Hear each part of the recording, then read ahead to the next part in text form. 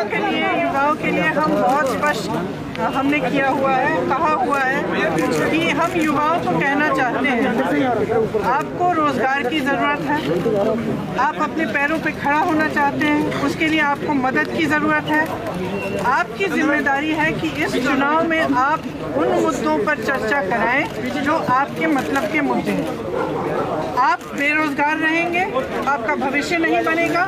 तमाम पॉलिटिकल जो पार्टीज हैं, जो राजनीतिक दल हैं, सिर्फ इधर उधर की बातें करेंगी, आपकी भविष्य की बात नहीं कर रहे हैं, आपके विकास की बात नहीं कर रहे हैं। हम कह रहे हैं कि विकास की बात होनी चाहिए।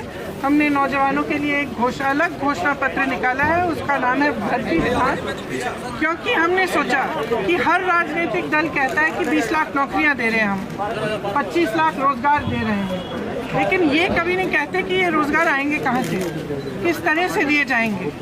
तो हमने ये तय किया कि नौजवानों को हम बताना चाहते हैं कि आपको रोजगार हम कहाँ से देंगे, कैसे आएंगे ये रोजगार। 12 लाख रोजगार जो सरकार में खाली पड़े हुए हैं, उसको हम किस तरह से भरेंगे। आप अगर अपना छोटा बिजनेस शुरू करना चाहते हैं तो किस तरह से सरकार आपकी मदद करेगी। आपने देखा होगा एनटीपीसी के जो छात्र हैं कितने त्रस्त हैं, परेशान हैं, प्रदर्शन कर रहे हैं, उन पे लाठियां बरसाई जा रही हैं, लेकिन कोई उनकी बात नहीं सुन रहा है। 2 सालों से मैं यूपी में काम कर रही हूँ, मैंने बार बार देखा है कि जब ये टेस्ट आते हैं, जब ये भर्ती के जो एग्ज़ाम होते हैं, या तो रद्द हो जाते हैं, या तो पेपर लीक हो जाता है, या फिर एग्ज़ाम के बाद कट ऑफ चेंज हो जाता है। और तमाम ऐसे स्टूडेंट्स हैं, ऐसे नौजवान हैं जिनके करियर बर्बाद हो चुके हैं, जो 5-5, 6-6 सालों से इंतज़ार कर रहे हैं इस आशा में कि मैंने एग्ज़ाम दिया, मुझे नौकरी मिलेगी। और बार बार घोटाले करे जा रहे हैं, बार बार उनको त्रस्त किया जा रहा है। जब वो आवाज़ उठाते हैं उनको आप पीटते हैं। तो हमने उनके लिए खास इस भर्ती विधान में हमने लिखा है कि हम इन चीज़ों को दूर कैसे करेंगे, इन समस्याओं को हल करने के लिए हम क्या करना चाहते हैं कि हम एक स्पेशल रिक्रूटमेंट कमीशन बनाना चाहते हैं जो इन समस्याओं को समझे और इनको सुलझाने का काम करे, कि हम निःशुल्क ये एग्ज़ाम्स निःशुल्क कराएंगे। आप अगर ट्रेन से जा रहे हैं या बस से जा रहे हैं इस एग्ज़ाम को देने के लिए, तो आपको वो भी यात्रा निःशुल्क होगी।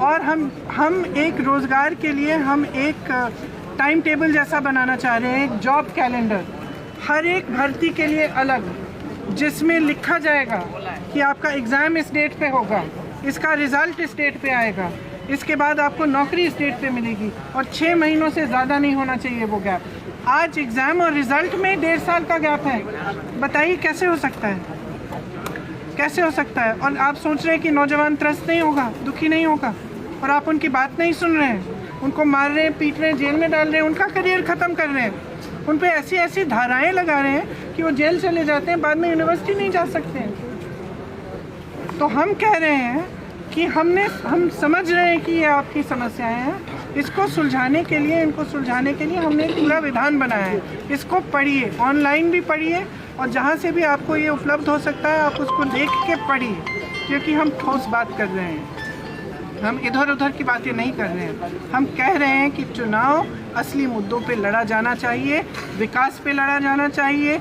आपके मोहल्ले में नल क्यों नहीं है, पानी नहीं है, बिजली क्यों नहीं है, सड़क नहीं है, आपको रोज़गार क्यों नहीं मिल रहा है, आपकी शिक्षा में आपका बजट क्या है, आप 80%, 20% की बातें कर रहे हैं। आप ये क्यों नहीं कह रहे हैं कि कितने प्रतिशत बेरोज़गार बैठे हुए हैं उत्तर प्रदेश में। आप ये क्यों नहीं कह रहे हैं कि शिक्षा का जो बजट में आपने जितने प्रतिशत पैसे आपने खर्चे हैं वो पहले से कम हो गए हैं, ये क्यों नहीं कह रहे हैं। आप ये क्यों नहीं कह रहे हैं कि आप कितने प्रतिशत आप खर्चेंगे सेहत के लिए, सेहत की सुविधाएं के लिए।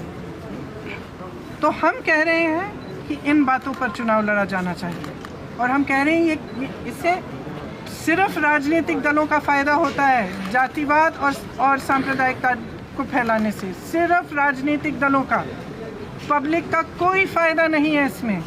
पब्लिक का फ़ायदा इसमें है कि हर नेता को पब्लिक जवाबदेह बनाए, पब्लिक पूछे कि हमारे ये काम क्यों नहीं किया है। अगर आप काम नहीं करेंगे तो हमारा वोट आपको नहीं मिलेगा। तो मैं आप सबसे आग्रह करना चाहती हूँ, सारे नौजवानों से, उत्तर प्रदेश की नौजवानों से, महिलाओं से, सबसे आग्रह करना चाहती हूँ कि आप इस चुनाव को अपने बारे में बनाइए, आपका विकास कैसे होगा, आपका भविष्य मजबूत कैसे होगा, आपको रोजगार कैसे मिलेंगे, आपको अपने पैरों पर खड़ा करने के लिए सरकार किस तरह से मदद करेगी, ये पूछिए और जवाबदेही बनाइए इन लोगों को जो आपको गुमराह कर रहे हैं। पिछली बार जब भूपेश सर आए थे डोर टू डोर कैंपेन करने, तो उनके खिलाफ मुकदमा हो गया। कांग्रेस जहाँ जहाँ कैंपेन कर रही है वहाँ उनके खिलाफ FIR करिए। बहुत ऐसे में अब आप भी आई हैं, तो आप क्या ये मेंटली प्रिपेयर हैं इस चीज को लेकर? देखिए, जब से मैं उत्तर प्रदेश में काम कर रही हूँ तो मैं पूरी तरह से मेंटली प्रिपेयर हूँ। मुकदमे करिए, हिरासत में ले लीजिए, जेल में डाल दीजिए, क्या होगा, हम तो लड़ते रहेंगे। प्रियंका जी, ये हमारा संघर्ष है। बड़ा चुनौती स्वीकार किया है आपने पहले ही कैंपेनिंग में। पंकज सिंह यहाँ से विधायक हैं और रक्षा मंत्री के बेटे हैं। ये लड़की पंखुड़ी यहाँ रहती है, यहाँ की समस्याओं को समझती है। आज से नहीं, चुनाव के समय से नहीं, ये महीनों से हर जने के लिए अवेलेबल होती है, उपलब्ध होती है कि आप फ़ोन करिए, फ़ोन उठाती है, जाती है, सबसे मिलती है, सबकी समस्याओं को समझती है। आप देखिए, ये जीतेगी क्योंकि जनता त्रस्त है यहाँ नोएडा की, परेशान है, सारे ग्रुप्स परेशान हैं, कोई सुनवाई नहीं है उनकी। वो कह रहे हैं कि विधायक को तो हम देखते ही नहीं है, अब बसों पे उनका विज्ञापन देख रहे हैं, लेकिन उनका चेहरा हम सिर्फ बसों पर देखते हैं। लेकिन ये लड़की तो यहाँ रहती है, संघर्ष करने वाली लड़की है। इसके छोटे छोटे बच्चे हैं, तब भी ये कोरोना के समय इसने सबसे ज़्यादा काम किया है, इसीलिए इसको टिकट मिला है। मैम, इस बार कितनी बड़ी चुनौतियाँ हैं, कितनी सीटों का टारगेट है यूपी में? 403 सीट लड़ रही है कांग्रेस, मेरे ख्याल से 3 दशकों के बाद। तो मेरे ख्याल से बहुत बड़ी बात है और हम हर सीट पे संघर्ष करेंगे और हर सीट पे लड़ेंगे। लड़की हूँ, लड़ सकती हूँ, आपने नारा दिया, उसके बावजूद भी महिलाएं सुरक्षित नहीं है यूपी में। मैम, इसके बारे में इसीलिए तो मैं कह रही हूँ कि महिला समझिए। सब महिलाओं को मैं कहती हूँ, आप भी महिलाएं हैं, आप समझिए कि आप में कितनी शक्ति है। आज आपको राजनीतिक शक्ति माना नहीं जा रहा है। क्यों? आप 50% आबादी हैं, तो आपको सीरियसली क्यों नहीं ले रहे हैं राजनीति में? क्योंकि आप एकजुट नहीं हो रही हैं। आप एकजुट बन के खड़ी हो जाएं और आप कहें कि हम अपनी भविष्य की राजनीति चाहते हैं, हम अपने पैरों पे खड़ा होना चाहते हैं, हमें असुरक्षित रखने का आप काम कर रहे हो, हमें सुरक्षित बनाओ और हमें सक्षम बनाओ और हमें लड़ने का मौका दो। यही कह रही हूँ। That's okay. So what? We are fighting.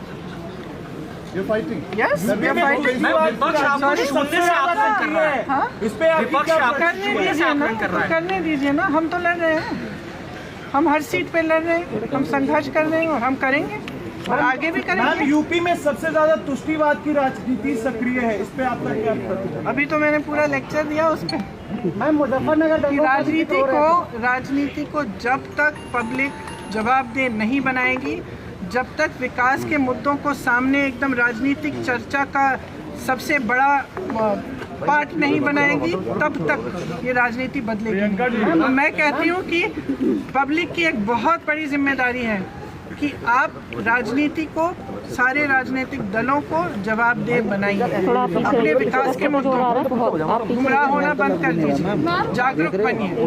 What is your reaction